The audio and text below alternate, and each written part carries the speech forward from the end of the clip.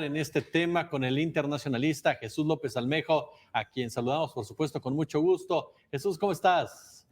Hola, ¿qué tal? ¿Cómo están? Pues muy contento de estar con ustedes, listos para darle el análisis. Oye, pues la primera pregunta que te haríamos, tocayo, es clara. El riesgo que corren los estados y qué tan común es lo que se puede considerar, tú eres el experto, tú nos corriges, la privatización de la seguridad nacional con la participación de estos grupos de mercenarios que operan de esta forma como Wagner, oye. Pues mira, ahora Wagner se puso de moda por el tema de la guerra de Rusia en Ucrania y por las batallas de Soledar y de Bakhmut, precisamente en Ucrania, por las sendas victorias que obtuvo.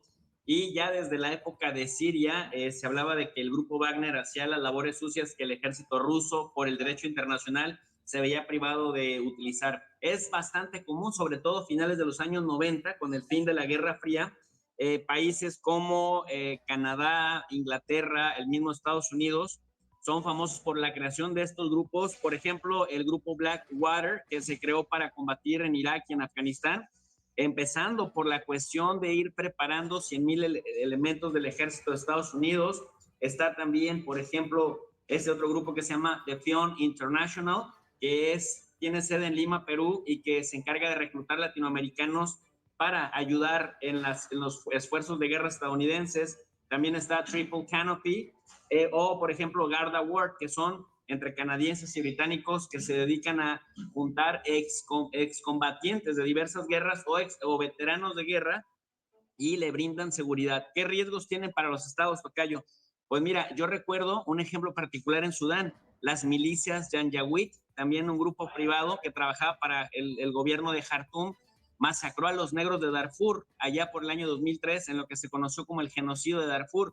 Cuando le reclamaron de la Corte Penal Internacional al gobierno de Sudán, el gobierno de Sudán dijo, no, yo no fui, fueron las milicias, pero esas milicias no tienen nada que ver con el ejército, se lavó las manos y eso en buena medida es lo que hemos estado viendo, que los mercenarios trabajan para donde les dan dinero, trabajan para quien les paga, pero no se sujetan al derecho internacional. Cuando las autoridades internacionales empiezan a reclamar, les reclaman pues respeto al marco jurídico internacional, ellos lo que terminan diciendo, nosotros no tenemos que ver con estos mercenarios y bueno, pues de alguna manera se dedican a contratarlos para que les hagan el trabajo sucio, pero lavarse las manos a la hora que lo rindan, los llamen. Qué gusto saludarte, Jesús. Te habla Belinda Urías. Yo quería preguntarte si pueden realmente retar a los estados. Pues en parte sí los pueden retar, sobre todo los pueden sabotear en el sentido de que si el grupo Wagner hubiera insistido en llegar hasta Moscú y de pronto tanto de las guardias de Chechenia como el mismo ejército ruso hubieran combatido contra ellos, que ahora está diciendo Prigozhin desde Bielorrusia que nunca tuvieron la intención de levantarse en armas, aunque sí le dijeron a Putin que había hecho la elección incorrecta y que por esa razón iban a tener un nuevo presidente en Rusia, si hubieran descontrolado bastante, hubieran debilitado el frente contra Ucrania y hubieran hecho también que el gobierno ruso destinara recursos, ya había declarado una ley marcial, es decir, llevar la paranoia de la guerra a la propia Rusia, y esto pues hubiera ralentizado otros esfuerzos bélicos. Sí, definitivamente sí desafían a los estados porque los exhibe como violadores del derecho internacional, los cuales se han comprometido a respetar para la coexistencia pacífica, y por otro lado, por los grandes recursos económicos que destinan para que estos grupos de mercenarios hagan el trabajo sucio que los ejércitos se ven impedidos de hacer, sobre todo cuando hay problemas de guerra de guerrillas. Oye, tocayo, también un punto que queremos tratar contigo, por supuesto, el manejo informativo, porque durante horas hubo medios de comunicación que hablaban de un golpe de Estado en Rusia, como si esto fuera muy fácil de llevar a cabo, y además una especie de guerra civil. ¿Cuál es la valoración que tú haces al respecto de todo el manejo informativo que se ha estado dando precisamente de este conflicto entre Ucrania, Estados Unidos, la OTAN con Rusia? Mira, desafortunadamente sí vemos cómo se han autodesacreditado los medios internacionales de Occidente, se han desacreditado porque confunden en sus análisis y en sus evaluaciones sus deseos con los análisis objetivos en los que hay que revisar los límites y los alcances, los riesgos y desafíos que cierto tema o cierto problema representan. Y lo que estuvimos viendo a un montón de pseudoanalistas, digo pseudos porque hablaron más bien de sus deseos, de alguna manera también influidos por su rusofobia, y entonces ya decían que Lukashenko, su familia, había huido en un avión y que tenía rumbo desconocido, que el mismo Lukashenko iba a sufrir un golpe de Estado, que Vladimir Putin ya se encontraba a 1000 kilómetros de distancia de Moscú, que no sabían en dónde estaba, que se había dado a la fuga, que prácticamente nada sería igual al día siguiente. ¿Y qué es lo que vimos, Jesús? Que efectivamente en cuestión de horas se desactiva el cuartelazo al que muchos le llamaron golpe de Estado, y estuvimos viendo una serie de rezos, de premisas, de deseos, más que de análisis con límites y alcances, lo que nuevamente nos vuelve a refrescar el asunto de que podemos tener opiniones diferentes, podemos tener análisis diferentes, pero con el paso del tiempo, el tiempo pone a cada quien en su lugar. Jesús, pues prácticamente la guerra es un gran negocio, ¿no? Sí, por supuesto, la guerra es un gran negocio, y nada más para que nos demos una idea, desde el 24 de febrero del año 2022 a la fecha, las acciones de las 10 primeras empresas que producen y comercializan armas, por ejemplo, como Raytheon o Martin Lockheed, ya se han aumentado hasta en 10 veces más de lo que estaban en ese momento. Entonces, sí es un gran negocio porque las guerras obligan a producir armas, las guerras obligan a comerciar, y cuando las partes enfrentadas en contienda han consumido bastante artillería, estas se ven obligadas a comprar armas al precio que se las vendan. Así que definitivamente el sufrimiento humano pasa a segundo lado en este contexto de la necropolítica que hace de la guerra un gran negocio. Tocayo, regresar un poco a lo que mencionabas. Este grupo, por ejemplo, Wagner, ya hacías la similitud de los que operan precisamente con Estados Unidos, con otras naciones de primer mundo.